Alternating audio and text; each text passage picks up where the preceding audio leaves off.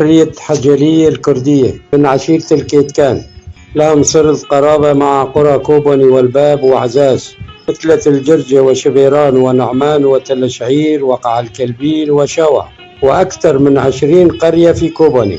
عدد سكان القرية حوالي 2500 نسمة، ومساحة القرية 1300 هكتار.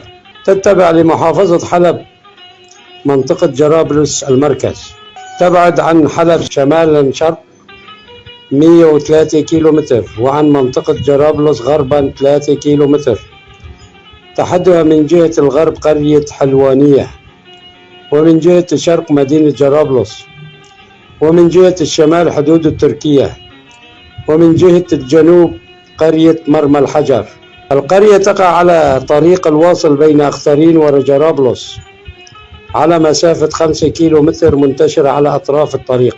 وفي منتصف القرية جبلين متقابلين على شكل تلين. القرية قديمة، فيها معالم أثرية وبيوت عمرها أكثر من 200 عام، وكهوف قديمة ونقوش على الصخور تدل على الثقافة الزردشتية. قطع فخارية من عهد الخورية، يلتقى نقود بيزنطية ورومانية أثناء جرف التراب من مياه الأمطار.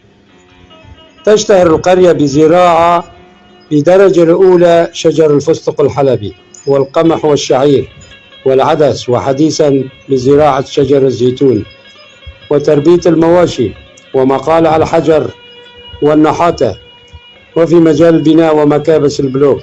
المعلومة من أحد أشخاص سكان المنطقة، وأنا ألقيها بصوتي محمد الأحمد، والشكر للمحامي علي عبد الله كولو.